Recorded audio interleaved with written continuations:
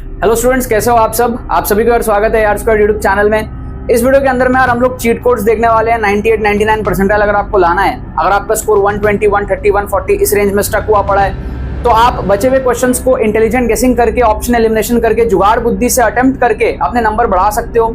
180s 190s इस range में जा सकते हो यूजिंग द रिमेनिंग क्वेश्चंस। ये चीज यार बहुत सारे स्टूडेंट्स कर चुके हैं, हजारों स्टूडेंट्स कर चुके हैं। टेस्टेड प्रूवन मेथड्स है जो मैं आपको यहाँ पर बताने वाला हूँ। इस चैनल के अंदर मैं आपको जेईई मेन और बाकी सारे कॉम्पिटिटिव एग्जाम्स जो हैं उनमें अगर आपको कम टाइम में स्कोर बूस्ट करना है यूजिंग तुक्का tricks, using tricks and cheat codes, तो आप इस चैनल को जो है सब्सक्राइब करके रखो। हंड्रेड्स ऑफ वीडियोस आपको चैनल के अंदर भी मिलेंगे और आगे भी आपका जेईई मेन का एग्जाम क्योंकि इतना ज्यादा पास है, बहुत सारे वीडियोस मैं आप लोगों के लिए चैनल पे लाने वाला हूं, तो चैनल को आप डेफिनेटली सब्सक्राइब करके रखो और वीडियोस को रेगुलरली वॉच करो जिससे कि कम टाइम में आपका इंप्रूवमेंट होगा। आपने देखा यार रिसेंटली कल रोहित शॉ ने अपने वीडियो में बताया अपना एक्सपीरियंस जो कि आईआईटी दिल्ली से है कि किस तरीके से 2022 में उन्होंने हमारा ट्रिक्स एंड चीट कोड्स का प्लेलिस्ट देखा था। उससे उनको बहुत ज्यादा कॉन्फिडेंस बूस्ट हुआ था। बहुत सारे उनके एक्स्ट्रा क्वेश्चन सॉल्व होते थे जहां पे वो स्टक हो जाते थे या फिर उनको थ्योरी नहीं आती थी या फिर थ्योरी आती थी बट स्टिल किसी कारण अगर आप एग्जाम में कुछ चीजें भूल जा रहे हो, स्टक हो जा रहे हो, तो एक्स्ट्रा क्वेश्चंस अगर आपको सॉल्व करने हैं प्रॉपर रिस्क मैनेजमेंट के साथ में, तो आपको ट्रिक्स एंड चीट कोड्स बहुत हेल्प करती हैं। इस वीडियो को जाके आप पूरा देखना, मुझे खुद बहुत अच्छा लगा ये वीडियो क्योंकि यहाँ पर फालतू बातें नहीं करी जा रही है इस वीडियो के अंदर में। तो स्टूडेंट्स को भी मैं रेकमेंड करूंगा कि आप इस वीडियो को जाके देखो। एक जेन्युइन सजेशन है जिससे कि आपका स्ट्रेस भी रिलीव होगा लास्ट मोमेंट के अंदर में।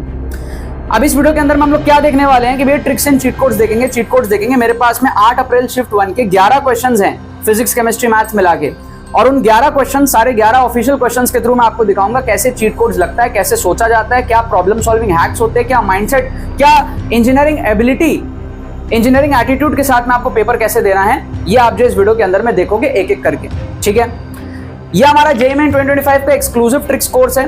कम टाइम के हिसाब से इसको बनाया है। अगर आप कम टाइम में अपना स्कोर बूस्ट करने को देख रहे हो, 60 से 80 मार्क्स अगर आप बूस्ट करना चाहते हो साइंटिफिक तरीके से, जेन्युइन तरीके से, लॉजिकल तरीके से, टेस्टेड प्रूवन तरीके से, ठीक है, श्योर शॉट बूस्ट अगर आप करना चाहते हो, इस कोर्स में आप एनरोल कर लो।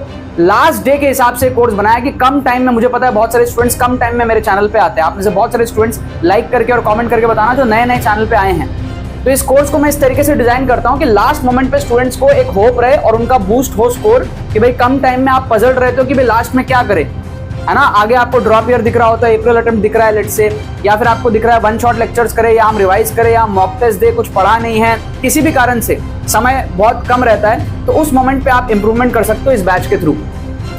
अगर आपका स्कोर मान लो बहुत ही ज्यादा कम है, 0 पे है, 10 पे है, 20 पे है, 30 पे है, तो यहां से आप जो है 100 नंबर के आसपास पहुंच सकते हो। एक रेस्पेक्टेबल टोटल आप अचीव कर सकते हो। Let's say 90 percentile, 85 percentile, 80 plus percentile, आप इस रेंज में जो है जा सकते हो इस बैच के थ्रू आराम से। ठीक है, तो अगर आप कैटेगरी वाले स्टूडेंट्स हो तो आपको हेल्प करेगा, नहीं तो भी अगर आप एक इज्जत बचाना चाहते हो, जस्ट आप ट्राई कर रहे हो या फिर आपको डाउन फील नहीं करना है कि आपकी 20-30 परसेंटाइल 50 परसेंटाइल आए, तो आप इस बैच को जो एनरोल कर सकते हो। कम टाइम में ट्रिक्स एंड चीट कोड से बहुत साइंटिफिक तरीके से आप ला सकते हो। और अगर आप जनरल कैटेगरी के स्टूडेंट हो और आपको चाहिए भैया 98 97 परसेंटाइल, 99 परसेंटाइल चाहिए, आप जो है लेट से 100 110, ठीक है, 120 इस रेंज में कहीं हो, यहां से अगर आपको अपना स्कोर 170 180 इस रेंज में लेके जाना है, 190 इस रेंज में लेके जाना है, तो आप इस बैच के अंदर में एनरोल कर सकते हो। आप यहां से 98 to 99 परसेंटाइल पहुंच सकते हो। कैसे पहुंचेंगे? Using the remaining questions. Remaining questions को आप प्रॉपर रिस्क मैनेजमेंट के साथ अटेम्प्ट करते हो, जिससे कि आपका जो +4 हो रहा है और जो -1 हो रहा है, जो नेट स्कोर है वो आपका ऊपर की तरफ जाए। मैं आपको समझाता हूं कैसे होता है, एक एग्जांपल देके मैं आपको समझाता हूं। मान लो कोई बच्चा है जो लेट से फिजिक्स केमिस्ट्री और मैथ्स में 10-10 क्वेश्चन सॉल्व कर रहा है ऑन एन एवरेज। मान लो तीनों सब्जेक्ट मिला के वो 10-10 सिंगल करेक्ट टाइप क्वेश्चंस, मतलब 30 क्वेश्चंस सॉल्व कर रहा है। तो उसने कितना अटेम्प्ट किया? लेट से किसी में कम ज्यादा हो सकता है, तीनों मिला के 30, तो उसने 120 नंबर का जो है पेपर यहां पर उसने अटेम्प्ट किया सिंगल करेक्ट में से। अब न्यूमेरिकल टाइप से मिला के मान लो उसने 20 नंबर और कर लिया, ठीक है, तो उसका जो स्कोर आ रहा है मान लो वो आ रहा है 140। अब इस बच्चे को ये पता है कि मुझे अगर यहां से नंबर बढ़ाने हैं तो मुझे अटेम्प्ट बढ़ाने पड़ेंगे। आप में से मैक्सिमम स्टूडेंट्स अभी तक ये गलती कर रहे हो कि आप अटेम्प्ट नहीं करते हो। कमेंट करके बताना कौन कौन ये गलतियां कर रहे हैं। आप अटेम्प्ट ही कम रखते हो तो आप एक्सपेक्ट करते हो 170 180 हो जाए और कम टाइम में पढ़ के भी नहीं होगा। तो आप इसको कैसे कर सकते हो? Using the remaining questions. आपके पास में देखो, इस बच्चे के पास में जो इतना सॉल्व करेगा लेट से, वो अभी कितने परसेंटाइल पे है, 93 परसेंटाइल, 92 परसेंटाइल, 94 परसेंटाइल, इस रेंज में है। अब उसको कम टाइम में नंबर बढ़ाने विद द सेम नॉलेज। सो वो बचे हुए अगर 10-10 क्वेश्चन उसके पास में है, वो 30 क्वेश्चन बचे हुए अटेम्प्ट कर दे। अभी यहां पे आपके मन में एक सवाल आएगा कि यार 30 में से 30 गलत हो गए, तो ये फालतू बातें होती हैं, ठीक है। 30 में से 30 गलत नहीं हो सकता। अगर आप लाइन से 30 सेम भी मार्क करोगे तो भी आपका कहीं ना कहीं चांस बनता है 7-8 सही होने का, कहीं ना कहीं 1/4 सही होने का चांस बनता है, ठीक है। बट हमें ये करना नहीं है, हमें अंधा तुक्का नहीं मारना, हमें लाइन से सेम मार्क नहीं करना, जो आप बाकी यूट्यूब वीडियोस में देखते हो कि आपको तुक्का स्ट्रैटेजी के नाम पे बोला जाता है सारे सी मार्क कर दो या बी मार्क कर दो। मैं वैसी हरकतें बिल्कुल नहीं करूंगा और ना मैं रेकमेंड करता हूं। हम यहां पर बात करेंगे साइंटिफिक चीट कोड्स की, ऑप्शन एलिमिनेशन की, इंटेलिजेंट गेसिंग की, जिससे कि हम यहां पे 12 से 15 क्वेश्चन सही कर सके। 12 से 15 क्वेश्चन सही कर सके तो हमारे जो बचे हुए गलत भी हो जाएंगे ना, तो भी हमारा जो रिस्क मैनेज्ड है, हमारा स्कोर काफी ज्यादा बढ़ेगा। 12 क्वेश्चन सही करना मतलब 40% एक्यूरेसी, 10 में से 4 सवाल, ये पॉसिबल है, ठीक है। 10 में से 2-3 सवाल तो वैसे ही सही हो जाएंगे अगर आप लाइन से सेम मार्क करोगे तो भी। मैं खाली 10 में से 4-5 सवाल की बात कर रहा हूं, और ये इजीली हो जाता है जब आप हर एक क्वेश्चन में इंटेलिजेंट गेसिंग, ऑप्शन एलिमिनेशन और साइंटिफिक चीट कोड्स लगाते हो, जुगाड़ तरीका लगाते हो। तो मैं आपको डिमॉन्स्ट्रेट करके भी दिखा रहा हूं, इस वीडियो में भी मैं आपको दिखाऊंगा। सो जब ये होता है, अगर 12 क्वेश्चन आप सही करते हो तो 18 गलत करोगे तो 12 4 जा 48 -18 30 मार्क्स आपने बूस्ट लिया, लेट से +30। और अगर आप 15 सही कर लो मान लो तो 15 4 जा 60 -15 होगा तो +45 मार्क्स आपका यहां पर बूस्ट हो गया। तो जो इस कैलिबर के स्टूडेंट्स होते हैं ना, जो 140 के रेंज में होते हैं, उनमें ये एबिलिटी होती है कि यहां से 45 नंबर बूस्ट कर ले वो बचे हुए क्वेश्चंस को अटेम्प्ट करके। वो करते नहीं है क्योंकि उनको कभी किसी ने ये टेक्निक सिखाई नहीं है। मैं खुद NIT त्रिची पहुंचा था इस टेक्निक को यूज करके, मेरा 175 मार्क्स आया था JEE में, अदरवाइज मेरा स्कोर 130 के रेंज में ही आता, जितने मेरे को आते थे उसमें से। और न्यूमेरिकल में भी फिर आप थोड़ा बहुत जुगाड़ लगा लोगे तो आप कहीं ना कहीं 55-60 नंबर बढ़ा सकते हो, तो आप कहीं ना कहीं 180s 190s उस रेंज में जा सकते हो, ठीक है। तो ये सीक्रेट हैक है। अब ये करना कैसे, बचा हुआ क्वेश्चन अटेम्प्ट, ये तो आपने कर लिया। अब आप लास्ट डे में कितना ही पढ़ लो, ये बहुत ज्यादा ऊपर नीचे नहीं होगा, ठीक है। बचे हुए क्वेश्चंस अटेम्प्ट कैसे करने वो सीख लो आप लास्ट डे के अंदर में, उसके लिए कोर्स बहुत ज्यादा हेल्पफुल है। और सारी चीजें विद डिमॉन्स्ट्रेशन कोर्स के अंदर में है, आपको प्रॉपर, है ना, एग्जाम सिनेरियो के हिसाब से आपको मैंने दिखाया है कैसे आपको तुक्का ट्रिक्स लगाना है, कैसे आपको चीट कोड्स लगाना है। तो आप पूरा वो माइंडसेट, इंजीनियरिंग माइंडसेट आप सीखते हो इसके अंदर में। और बैच आपको अप्रैल अटेम्प्ट में भी हेल्प करेगा, और साथ में free mock test with solutions हम लोग प्रोवाइड किए हैं, जिससे कि बच्चे लोग प्रैक्टिस करके देख ले रहे हैं एग्जाम के पहले कि ट्रिक्स उनके लिए वर्क कर रही है या नहीं कर रही है। तो आप बहुत अच्छे से श्योर होकर जा सकते हो, सारी चीजों की प्रैक्टिस करके जा सकते हो। लिंक डिस्क्रिप्शन में दिया हुआ, जाके आप एनरोल कर लेना। कोई भी क्वेरी रहती है हमारी टीम को आप व्हाट्सअप करके एनी टाइम पूछ सकते हो, वो आपको गाइड कर देंगे, ठीक है। बाकी बहुत इंपॉर्टेंट बैच है, तो जरूर से आप इसके अंदर में एनरोल कर लेना। कम टाइम में मार्क्स बूस्ट करने के लिए बच्चे रिग्रेट करते हैं लास्ट मोमेंट में, जब वो एनरोल नहीं करता, फिर लास्ट डे में रश में आके वो एनरोल करते हैं। तो जितना भी टाइम आपके पास में बचा हुआ है, 1 दिन 2 दिन, जल्दी से आप जाके एनरोल कर लो। अब हम लोग क्वेश्चंस देखेंगे। सो मेरे पास में टोटल 11 क्वेश्चंस हैं, एक एक करके हम क्वेश्चंस देखेंगे। क्वेश्चन नंबर 1 आप देखो, यहां पर मैथमेटिक्स का क्वेश्चन है, ट्रिगो का क्वेश्चन है। अब इस क्वेश्चन में मान लो आपसे क्वेश्चन सॉल्व ना हो, तो आप क्या करते हो, क्वेश्चन छोड़ देते हो। नाउ क्वेश्चन छोड़ना इज नॉट रिकमेंडेड। अगर आप ऑप्शंस एलिमिनेट करके जुगाड़ कर सकते हो, थोड़ा सा तुक्का मार सकते हो, दैट इज रिकमेंडेड। सो यहां पर आप अगर देखोगे, आपको दिया हुआ है कि भैया sin x जो है वो है -3/5, और x की वैल्यू आपको दी है 180 डिग्री से लेकर के आपका 270 डिग्री के बीच में, मतलब थर्ड क्वाड्रेंट में। अब मान लो आप इस क्वेश्चन को सॉल्व नहीं कर पा रहे हो, तो आप क्या कर सकते हो, यहां पे थोड़ा सा अप्रोक्सीमेशन करके चेक कर सकते हो कि इसकी वैल्यू 18-19 के आसपास आएगी या फिर 108-109 के आसपास आएगी। ये कैसे कर सकते हैं हम, आप देखो साइन नेगेटिव में है, मतलब थर्ड क्वाड्रेंट में आएगा, थर्ड क्वाड्रेंट में आएगा, और जो एंगल है थीटा वो कितना होगा ये हम देख लेते हैं अप्रोक्सीमेटली। इसकी वैल्यू 0.6 है, ठीक है। आप देखो हमारे पास में साइन 0 डिग्री कितना होता है, 0, साइन 30 डिग्री कितना होता है, हाफ, मतलब 0.5, साइन 45 डिग्री कितना होता है आपके पास में 1/√2, 1/√2 कितना होगा 1/1.4, 0.7 के आसपास कुछ आएगा, ठीक है, 0.7 के आसपास कुछ आएगा। तो आप देख सकते हो कि भाई 0.6 ये कितना है, 0.6 है ना, नेगेटिव साइन छोड़ दो, मैग्नीट्यूड 0.6 है ना, तो ये कहीं ना कहीं इस रीजन में आएगा, 30 और 45 डिग्री के बीच में, 37 डिग्री के आसपास आएगा, यस और नो। तो आपको यहां पे समझ आ गया कि ये जो एंगल है एक्स एक्सिस से जो बन रहा है वो 37 डिग्री के आसपास है। नेगेटिव साइन इसलिए आ रहा है क्योंकि थर्ड क्वाड्रेंट है, थर्ड क्वाड्रेंट में साइन नेगेटिव होता है, That means we have understood that x can be substituted as a 37 degree approximately.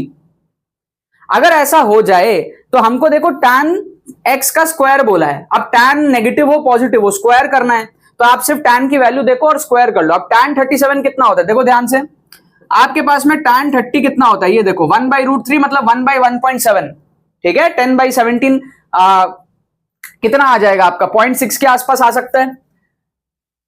फिर आप देखो हमारे पास में tan 45 डिग्री कितना है, tan 45 डिग्री 1 होता है। तो अब देखो tan 30 डिग्री अगर इतना है 1/1.7 10/17 करके देख लेना, ठीक है 0.6 के आसपास, और ये हमारे पास में 1 है, तो ये 37 डिग्री यहां पे बीच में कहीं आएगा 0.8 के आसपास हो सकता है, 0.8 के आसपास है ना। ग्रेजुअली जो वैल्यू बढ़ रही है tan की 30 डिग्री में 1/1.7 विच इज 0.6 अप्रॉक्स, करके देख लो जो भी आ रहा है, और ये 1 है तो 0.8 के आसपास ले सकते हैं अप्रोक्सीमेटली, और उसका स्क्वायर करेंगे। So what we have is 80 multiplied by 0.8 का square which is 0.64 approximately minus cos theta. अभी थर्ड क्वाड्रेंट में cos भी नेगेटिव ही आएगा, तो माइनस ऑफ माइनस प्लस हो जाएगा, cos 37 कर लो। cos 37 कितना होता है देख लो अंदाजे से, cos 30 की वैल्यू कितनी होती है, cos 30 is √3/2, √3/2 is 1.7/2 which is 0.85 something. फिर आप देखो हमारे पास में cos 45 डिग्री कितना होगा, यही होगा 0.7 के आसपास, sin 45 के बराबर, और ग्रेजुअली जो वैल्यू है वो cos की कम होती है। तो आप देखो 37 पे वैल्यू कितनी आएगी, 0.85 से कम होगा और 7 से ज्यादा होगा, ठीक है 0.85 से कम होगा, 0.7 से ज्यादा होगा, तो ये भी कुछ 0.8 के आसपास आ सकता है, यस और नो, 0.8 के आसपास आ सकता है रफली। तो जब मैं इसको ऐड करूंगा तो 0.8 और 0.6 मेरे को ये देगा कितना 1.4 के आसपास। तो 80 को जब मैं मल्टीप्लाई करूंगा 1.4 के आसपास से, तो ये आएगा ना कुछ हमारे पास में 120 के आसपास या 110 के आसपास, कुछ इस रेंज में। अगर 1.5 होता तो 120 आता, 1.4 है इसलिए 110 109 व्हाटएवर जो भी क्वेश्चंस में दिया हुआ है उस रेंज में आएगा, 108 109 अप्रोक्सीमेटली। तो हमको समझ आ गया कि ऑप्शन सी और ऑप्शन डी जो है वो दोनों नहीं होंगे, आपको ए और बी में से तुक्का लगाना है। 50% चांस है आपका ये क्वेश्चन सही होने का, 50-50 एक्यूरेसी पे आप पहुंच गए। तो जो मैं आपको बात बोल रहा हूं ना कि आप 30 में से जो है 12 से 15 सवाल सही करोगे, वो कैसे होंगे, इस तरीके से होंगे जब आप क्वेश्चंस को ऐसे अटेम्प्ट करोगे, जुगाड़ लगा के, या फिर इंटेलिजेंट गेसिंग करके, या फिर साइंटिफिक चीट कोड्स लगा के। राइट, मजा आया, ठीक है। इसका करेक्ट आंसर बी दिया हुआ है, मैंने सॉल्व करके देखा नहीं है, 109 इसका आंसर जो है वो दिया हुआ है। सेकंड क्वेश्चन आप देखो, सेकंड क्वेश्चन, इसमें हम इंटेलिजेंट गेसिंग देखते हैं कि इंटेलिजेंट गेसिंग कैसे करना चाहिए। ये क्वेश्चन मान लो आप सॉल्व नहीं कर पा रहे, ठीक है। आप देखो आपके जो 4 ऑप्शन दिए हुए ना, हमेशा ट्राई करो अटेम्प्ट करने का। जैसे इस क्वेश्चन में आपको फील आ रहा है कि -4/3 आपको 2 बार दिया है ना। आप देखो यहां पे भी -4/3 है और यहां पे भी -4/3 है, तो जो चीज आपको मल्टीपल टाइम्स दी होती है ना उसमें आप तुक्का लगाया करो। यहां आपको -4/3 मल्टीपल टाइम्स दिया हुआ है, ठीक है। यहां देखो आप -2 सिर्फ एक ही बार आया है, तो इसके चांसेस कम है, और यहां पे -4/3 नहीं है, इसके चांसेस कम लग रहे हैं थोड़े से, ठीक है। सो हमेशा टीचर के एंगल से सोचो, जिस भी टीचर ने क्वेश्चन बनाया, जिस भी टीचर ने ऑप्शंस बनाया, उसका टारगेट है आपको कंफ्यूज करना। वो आपको -4/3 का 2 ऑप्शन दे दिया है या दे दी है, क्यों, वो चाह रही है या चाह रहा है कि आप उससे कंफ्यूज हो। लेकिन उसको यह नहीं पता कि ऐसा भी एक टीचर बैठा है मार्केट में जो आपको ये समझा दे कि इसमें और इसमें आंसर होने के चांसेस ज्यादा हैं, क्योंकि वो ये चाह रहे हैं कि आप इसमें कंफ्यूज हो, ठीक है। टीचर को मजा आता है आपको कंफ्यूज करके, वो सोचता है हाँ कंफ्यूज कर दिया, आप बता बेटा बी होगा या डी होगा। लेकिन आप स्मार्ट निकले, आप बोले सर बी और डी का तो चलो देख लूंगा मैं, ए और सी तो बिल्कुल नहीं होगा, ठीक है। तो बी और डी में से आप तुक्का लगाओ। ऑप्शन इसका जो करेक्ट दिया हुआ है वो बी दिया हुआ है। ऑलमोस्ट 50% चांस है सही होने का, एग्जैक्टली नहीं बोलूंगा क्योंकि कभी कभी नहीं भी वर्क करता है ये सब ट्रिक्स, बट ऑलमोस्ट 50% चांस है, या मैं कहता हूं 40% चांस है कि आपका आंसर सही हो जाएगा, क्योंकि हमने यहां पर ऑप्शन ए और सी को लॉजिकली नहीं एलिमिनेट किया, फील करके एलिमिनेट किया, ठीक है। फर्स्ट क्वेश्चन में हमने जो एलिमिनेशन किया था सी और डी का, that was logical, that was sure. यहां पे जो ए और सी का एलिमिनेशन किया, that is not sure but very high chance, इसीलिए 50% एक्यूरेसी ना बोल के मैं 40% एक्यूरेसी बोल रहा हूं इस क्वेश्चन का। तो आपको ना 10 में से 4 सवाल भी आप सही कर लोगे, 6 गलत भी कर लोगे ना तो भी बहुत अच्छा है, 40% एक्यूरेसी है। तो कोशिश करो ऑन एन एवरेज आपका 40% एक्यूरेसी मेंटेन रहे, ठीक है, कोशिश करो 40% एक्यूरेसी आपका मेंटेन रहे, राइट। ओके, थर्ड क्वेश्चन आप देखो, इस क्वेश्चन को आप देखो, इसमें अगर आपको तुक्का लगाना है, मान लो आपको नहीं समझ आ रहा क्या है, आप क्लियरली देख सकते हो ऑप्शन ए और ऑप्शन बी को। ऑप्शन ए में कह रहा है कि भैया greater than equal to 5, option B में कह रहा है less than equals to 5, opposite बातें बोल रहा है। तो ऐसे टाइप के क्वेश्चन में जहां 4 में से 2 ऑप्शन में ऑपोजिट बातें बोल रहा हो, वहां बहुत हाई चांसेस होता है कि उन दोनों में से आंसर होगा। तो आपको ए और बी में से यहां पे तुक्का लगाने को देखना है। क्या आपको बात समझ में आ रही है, यस और नो? कह रहा है B is order of magnitude for A greater than equal to 5, और कह रहा है दूसरे में for less than equal to 5। तो 4 में से 2 ऑप्शन इतने स्पेसिफिक हैं कि सब कुछ सेम है, बस ऑपोजिट बातें बोल रहा है। तो अगर इन दोनों में से कोई भी आंसर ना हो तो टीचर थोड़ी ना ऐसे ऑप्शंस को वेस्ट करेगा, 2 ऑप्शन को, चांसेस वेरी लेस। कहीं ना कहीं इन दोनों में से आंसर है कोई ना कोई एक, जब भी 2 ऑप्शन ऐसे दिए हुए हैं। रिवर्स साइकोलॉजी में सोचा करो आप, समझ रहे हो? आपको हमेशा क्या करना है, रिवर्स साइकोलॉजी में सोचना है, टीचर के एंगल से सोचना है कि भाई टीचर ने 4 में से 2 ऑप्शन ऐसे दिए हैं तो कहीं ना कहीं इसमें होने के चांसेस रहे होंगे, राइट? नहीं तो वो 2 ऑप्शन ऐसे नहीं देता सेम सेम और ऑपोजिट चीजों के साथ में, ठीक है। तो ऑप्शन सी और डी थोड़े से ऑड वन आउट है, ए और बी में से आप तुक्का लगाओ। अगेन मैं ये नहीं कहूंगा 50% एक्यूरेसी है, बट मैं कहूंगा ऑलमोस्ट 40% चांस है कि हमारा आंसर सही हो जाएगा, ठीक है। क्योंकि अगर मैं 2 ऑप्शन श्योर शॉट एलिमिनेट करूं then there is 50% chance from the remaining options, but अगर मैं श्योर एलिमिनेट नहीं कर रहा हूं, इंटेलिजेंट गेसिंग कर रहा हूं, देन देयर इज 40% चांस कि मेरा आंसर सही हो जाएगा। इस चीज को आपको ध्यान में रख के करना है। हर एक क्वेश्चन में आप ध्यान दो कि आपकी एक्यूरेसी कितनी बन रही है उस क्वेश्चन में। जब आप हर एक क्वेश्चन में इंडिविजुअली फोकस करते हो तो ओवरऑल आपका रिस्क मैनेज रहता है और आपका ये चीज अचीव हो जाता है। आप मॉक टेस्ट वगैरह में करके देख सकते हो, इंस्टेंटली आपको पता चल जाएगा, ठीक है। बट सीख के करना है प्रॉपर्ली, ये नहीं कि हाँ अब तो हम मास्टर हो गए, हवा में उड़ के करने लग जाओ। प्रॉपर्ली आपको सीखना पड़ेगा ये सारी चीजें। उसके लिए आपको रेगुलर वीडियोस देखने पड़ेंगे चैनल के अंदर में, जो मैं अपलोड करके दे रहा हूं और जो मैं कर चुका हूं अपलोड, ठीक है। अब क्वेश्चन नंबर 4 आप देखो, इसमें मैं आपको ना प्रॉब्लम सॉल्विंग का टैक्टिक दिखाता हूं। इस टाइप के क्वेश्चन को आप अगर जनरल तरीके से सॉल्व करोगे तो हो सकता है आपको थोड़ी सी अनईजी फील हो, थोड़ा सा आप अंडर कॉन्फिडेंट फील करो, बट अगर आप वैल्यूज लेट करके करोगे ना बहुत कॉन्फिडेंटली आप फट से सॉल्व कर लोगे। देखो कैसे, आपको कह रहा है कि भैया एक पार्टिकल है जो 2 मासेस में ब्रेक हो गया, एमए और m b, with velocity v a and v b, और कह रहा है कि भैया रेशियो ऑफ काइनेटिक एनर्जी बताओ। ऑब्वियसली बात है मोमेंटम कंजर्व होगा।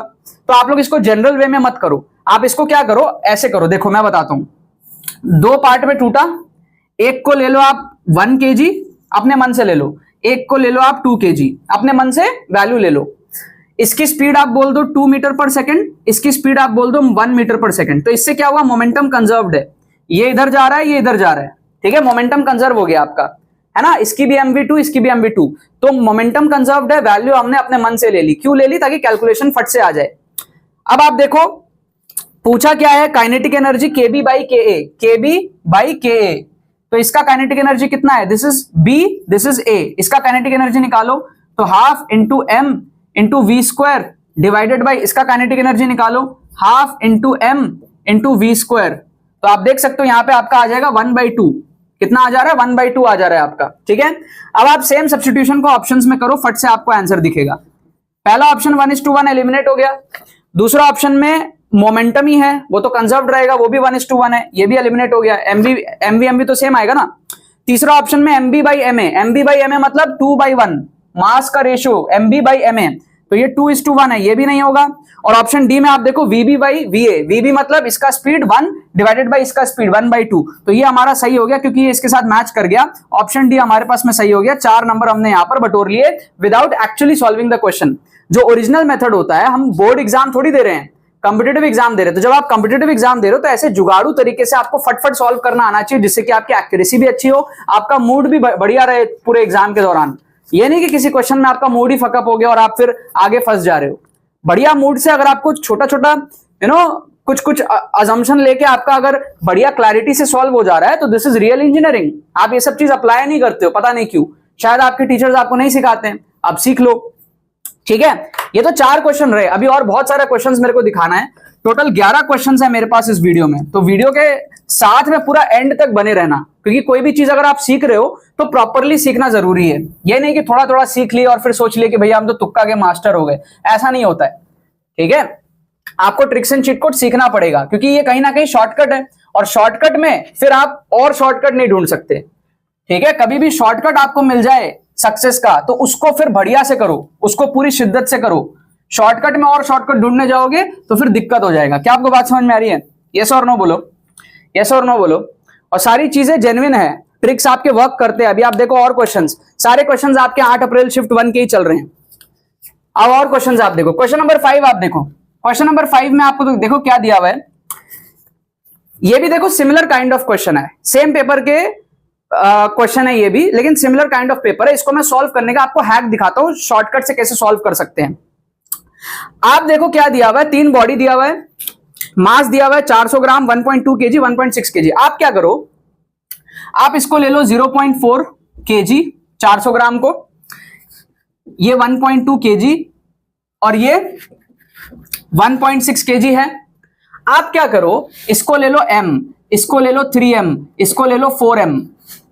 आप उस डेसिमल में मत सॉल्व करो, फंसोगे, बार बार दिक्कत आएगी कैलकुलेशन में। आप ऐसे मासेस को ले लो। ठीक है, बोल क्या रहा है, काइनेटिक एनर्जी इक्वल है, काइनेटिक एनर्जी इक्वल है। काइनेटिक एनर्जी क्या होता है, हाफ mv स्क्वायर। तो काइनेटिक एनर्जी इक्वल है मतलब mv स्क्वायर इक्वल है बेसिकली। ठीक है, mv स्क्वायर इक्वल है। आप एक काम करो, इसके लिए v स्क्वायर को ले लो आप 3, v स्क्वायर की वैल्यू ले लो 3, इसके लिए ऑटोमेटिकली हो जाएगा 4, इसके लिए ऑटोमेटिकली हो जाएगा 12। समझ रहे हो, तीनों में अगर मैं हाफ हाफ जोड़ूंगा, समझो आप बात को, तीनों में अगर मैं हाफ हाफ जोड़ूंगा तो तीनों की काइनेटिक एनर्जी देखो सेम आ गई है ना। Half m v square, half m v square, 4 3 जा करूंगा फिर से 12 आ जाएगा, हाफ एम वी स्क्वायर, 4 3 जा 12 आ जाएगा। मतलब वी स्क्वायर की वैल्यू यहाँ पे 3 है, यहाँ पे 4 है, यहाँ पे 12 है। ये मैंने अपने मन से लिया ताकि तीनों की काइनेटिक एनर्जी को भी मैं मैच करा दूं।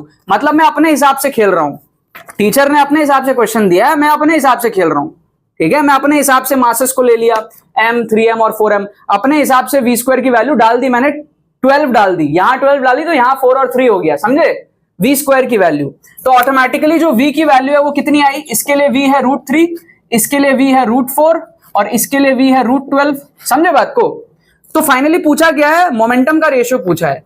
तो इसके लिए मोमेंटम कितना आएगा, इसका मास है m और v है √12, m √12। इसका मास है 3m और v है √4, तो 3m इंटू √4। इसका मास है 4m और v है √3, तो 4m इंटू √3। अब आप इसका रेशियो ले लो फट से, मास से मास तो कट जाएगा सारा, √12 से डिवाइड कर लो, ये रेशियो लेना है बस आपको, √12 से डिवाइड कर लो तो 1:3 √4 बाई √12 इज टू 4√3 बाई √12। तो ये आपका आ गया 1:2, ये आ जाएगा आपका √3 आ जाएगा 1/√3 और ऊपर में 3 है तो √3 आ जाएगा /2। ये आपका आ जाएगा √1/4 मतलब 2, ये आ जाएगा आपका 2। तो 1:√3:2 आपका आंसर आ जाएगा। देखो कोई ऑप्शन में है क्या, देखो कोई ऑप्शन में है क्या, ऑप्शन सी में है ना, ऑप्शन सी आपका यहाँ पे सही हो गया। 4 नंबर हमने बटोर लिए। कैलकुलेशन का स्टाइल देखा आपने, 1:√3:2 कैलकुलेशन का आपने स्टाइल देखा। इस स्टाइल से आपको क्वेश्चंस को अटेम्प्ट करने हैं, ये नहीं कि जनरल वे में करे जा रहे हो, जैसे सॉल्यूशंस आपको दिया हुआ है ना, सॉल्यूशन बुकलेट्स में आप जैसे देखते हो वैसे मत करो। आपका आप देखो काफी सारे बच्चे होते हैं, सवाल सारे बोर्ड लेवल के ही हैं, कोई बहुत ज्यादा हार्ड सवाल नहीं है, बट फिर भी कॉम्पिटिटिव एग्जाम में बच्चे सॉल्व नहीं कर पाते क्योंकि उनका बोर्ड एग्जाम का माइंडसेट होता है, जेई का माइंडसेट नहीं होता, इंजीनियरिंग माइंडसेट नहीं होता आपका। वो मैं आपको यहाँ पे सिखा रहा हूँ। क्वेश्चन नंबर 6 आप देखो क्या दिया हुआ है। क्वेश्चन नंबर 6 में आप देखो, अगर आप इस क्वेश्चन को सॉल्व नहीं कर पा रहे हो मान लो, तो आप इसमें कैसे ऑप्शन एलिमिनेट कर सकते हो। आप देखो ध्यान से, हमारे पास में 4 ऑप्शंस दिए हुए और चारों ऑप्शंस ए बी के टर्म्स में है। ठीक है, आपको कह रहा है कि भैया रेडियस है ए और बी, कनेक्ट किया हुआ है, रेशियो ऑफ द चार्जेस आपको बताने हैं। तो कहीं ना कहीं रेडियस पे डिपेंड हो रहा होगा, है ना, किसी का ज्यादा रेडियस किसी का कम रेडियस, उस पर कहीं ना कहीं डिपेंड हो रहा होगा।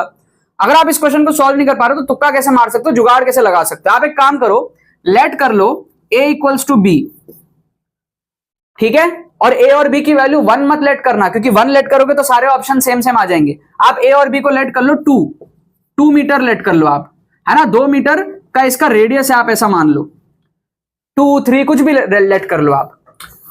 तो मैंने क्या लिया, बेसिकली मैंने दोनों का रेडियस को सेम ले लिया। अब दोनों का रेडियस सेम होगा तो कोई भेदभाव नहीं होगा ना, हम कह नहीं सकते कि ए के पास ज्यादा चार्ज हो या फिर बी के पास ज्यादा चार्ज हो, वी कांट से दैट। तो वो चाहे जिस चीज पे भी डिपेंड कर रहा हो चार्ज, हमने दोनों बॉल को ही सेम ले लिया, दोनों स्फीयर को ही सेम ले लिया, तो फिर रेशियो तो भैया 1 ही आने वाला है।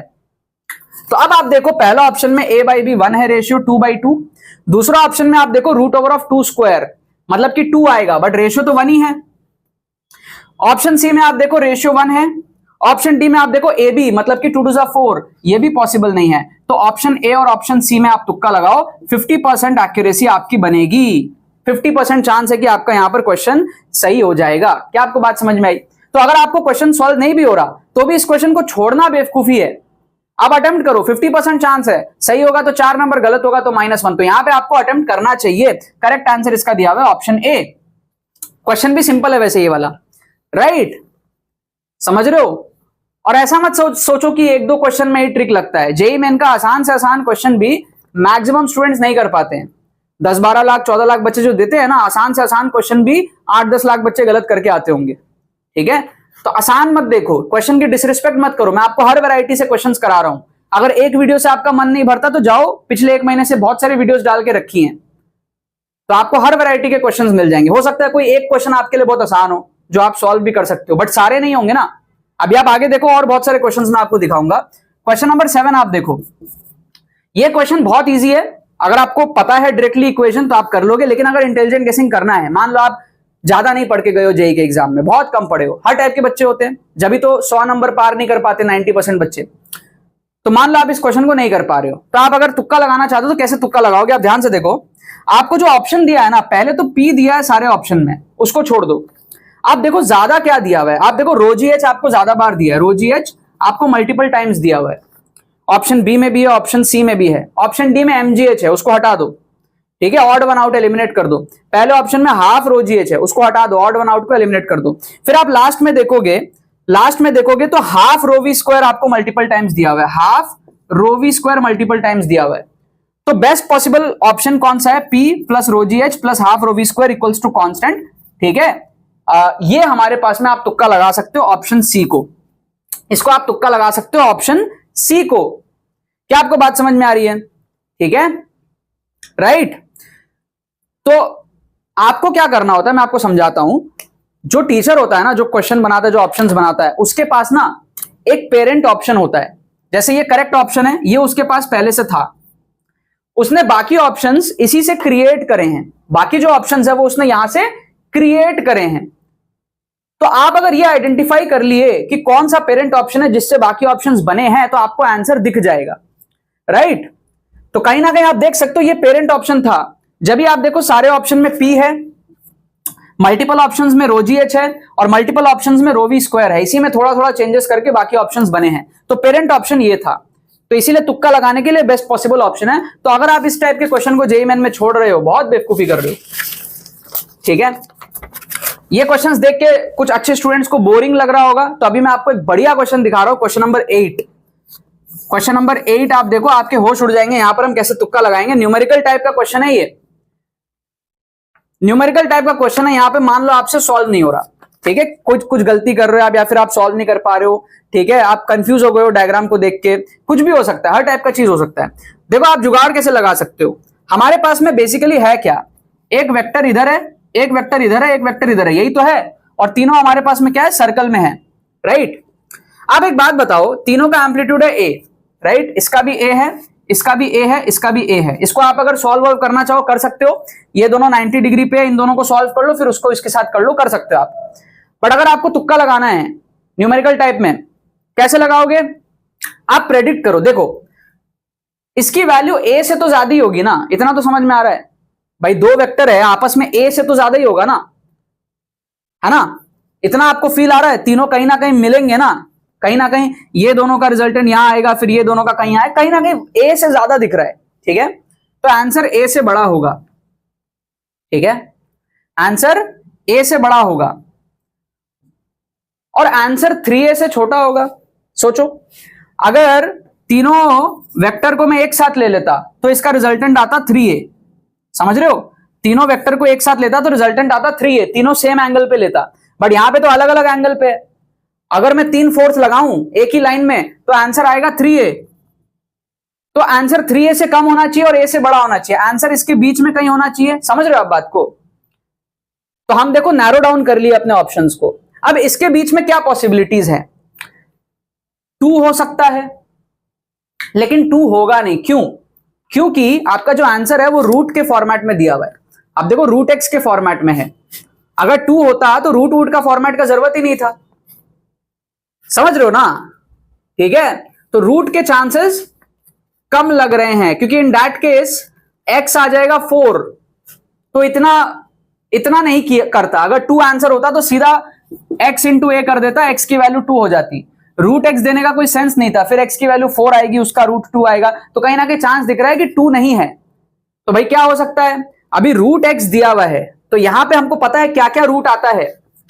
एक आता है रूट 2 और एक आता है रूट 3। ये 2 वैल्यूज आती हैं, क्योंकि रूट 2 की वैल्यू होती है 1.4 जो कि a से बड़ा है, 3a से छोटा है, और एक रूट 3 आता है ना, जो कि 3a से छोटा है। इसके बाद आप देखोगे रूट 5 है, रूट 6 है, उसके चांसेस फिर कम हो जाते हैं, because the angle is more. यहां पे जो एंगल है वो ज्यादा है। ठीक है, तो आंसर a के पास होगा, ना कि 3a के पास। थोड़ा सा आप फील कर सकते हो, समझे? ये एंगल ऐसा होता तो 3a होता। अब एंगल काफी बढ़ गए हैं, अगर ऐसा होता थोड़ा थोड़ा कम कम एंगल होता तो आंसर 3a के क्लोज होता। बट यहां पर आंसर 3a के उतना क्लोज नहीं होगा, बिकॉज एंगल है, ठीक ठाक सा एंगल है। तो यहां पर रूट 3 के आप देखो सबसे ज्यादा चांस आपको फील आएगा 1.7 का, क्योंकि ये दोनों वेक्टर है, ये दोनों मिला लोगे तो रूट 2 टाइम्स a आ जाएगा, उससे थोड़ा सा बढ़ जाएगा, रूट 3 आ जाएगा। तो आप यहां पर तुक्का लगाने के लिए 3 को तुक्का लगा सकते हो। हमने नैरो डाउन कर दिया अपने ऑप्शंस को। भले ये न्यूमेरिकल टाइप क्वेश्चन था, बट वी कुड प्रेडिक्ट कि आंसर क्या हो सकता है। वी कुड प्रेडिक्ट कि आंसर क्या हो सकता है। ठीक है, एक अच्छी एक्यूरेसी है, 60 से 70% चांस है कि हमारा क्वेश्चन सही हो जाएगा 3 मार्क करने से। ठीक है, इस तरीके से। आओ 2-3 और क्वेश्चन मैं आपको दिखाता हूं केमिस्ट्री का, फिर इस वीडियो को एंड करेंगे। 2-3 और क्वेश्चन आप देखो केमिस्ट्री का।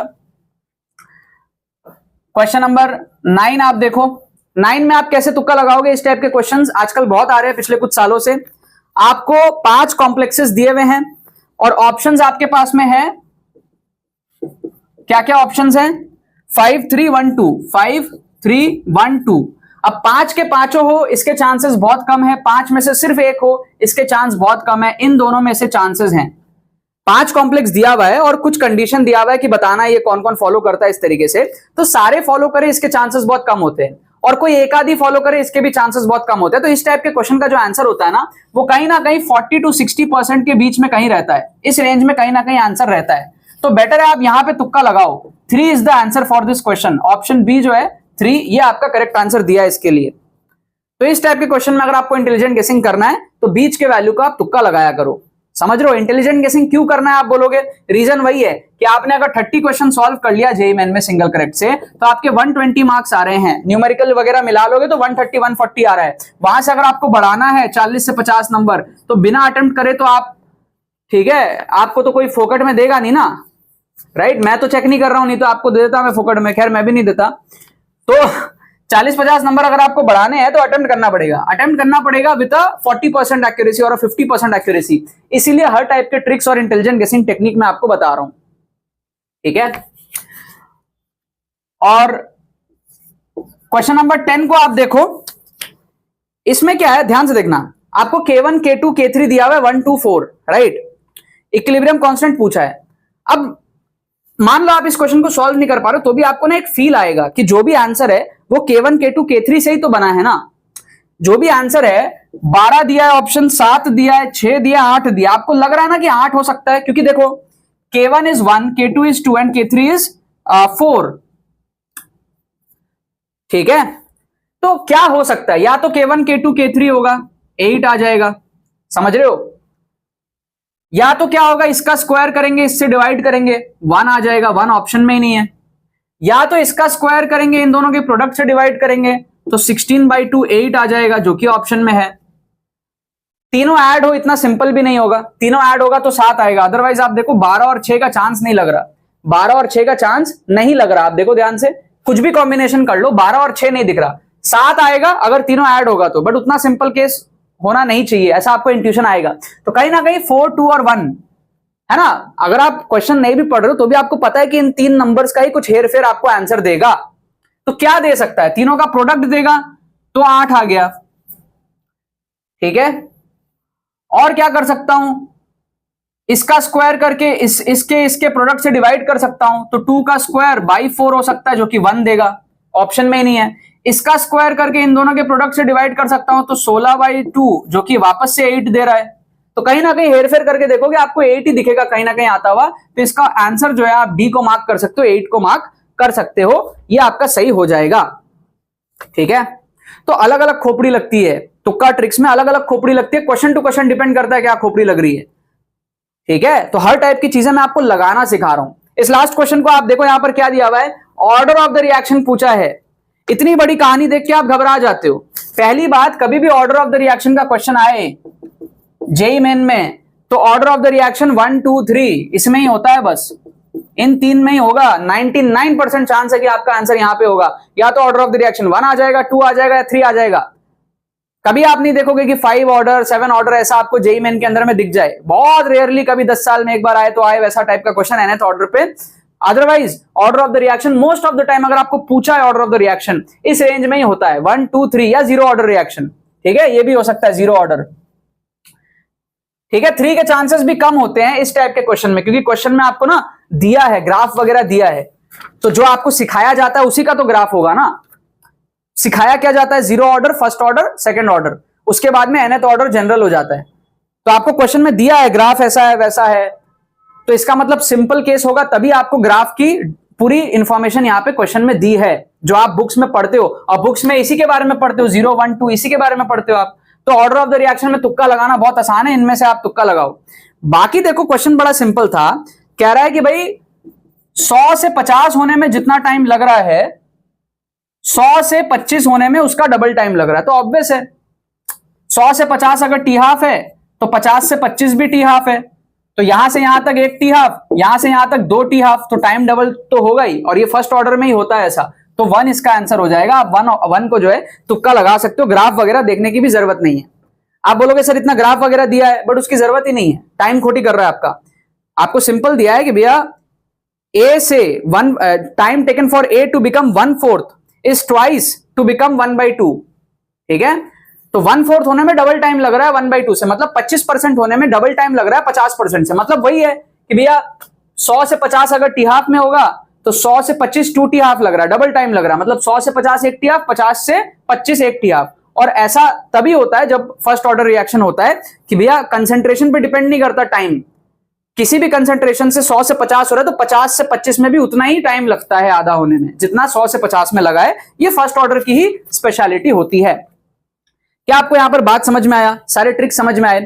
वीडियो को लाइक जरूर से करना, शेयर जरूर से करना, इस वीडियो को सेव करके रखो कहीं ना कहीं अपने व्हाट्सएप वगैरह में कहीं पे सेव करके रखो, जिससे आप एग्जाम के पहले इसको एक्सेस कर सको लास्ट मोमेंट पे। बैच का लिंक, एक्सक्लूसिव ट्रिक्स कोर्स का लिंक आपको डिस्क्रिप्शन में मिलेगा, एनरोल कर लो, ठीक है। अगर आपको लग रहा है कि भाई वर्थ इट नहीं है तो मैं आपको बता दूं अप्रैल अटेम्प्ट तक वैलिड है, जनवरी में भी वैलिड है, अप्रैल में भी वैलिड है। अभी एनरोल करोगे तो आपको ज्यादा बेनिफिट मिलेगा, जनवरी में कंपटीशन कम है, ठीक है। और एक स्ट्रक्चर ट्रिक्स कोर्स है, अगर आपके टाइम कम भी बचा हुआ है, एक दिन भी बचा हुआ है आपके एग्जाम में, तो भी आप इसके अंदर में एनरोल कर सकते हो। 8 से 10 घंटे में आप कोर्स को कंप्लीट कर लोगे, ठीक है। और सब कुछ आप कवर भी कर लोगे, सारे शिफ्ट आप कवर कर लोगे, पिछले साल के डिमॉन्स्ट्रेशन देख लोगे, प्लस जो हमारा जनवरी अटेम्प्ट होगा उसके भी क्वेश्चंस इसके अंदर में आएंगे अप्रैल अटेम्प्ट के पहले। तो काफी हेल्पफुल बैच है, जल्दी से जाके आप इसके अंदर में एनरोलमेंट अपना पूरा कर लो। कोई भी क्वेरी हो हमारी टीम को आप व्हाट्सअप करके पूछ लो। चलो बाकी तो बस यही बात है, बहुत बहुत धन्यवाद मेरे साथ इस वीडियो में जुड़ने के लिए, बने रहिए यार।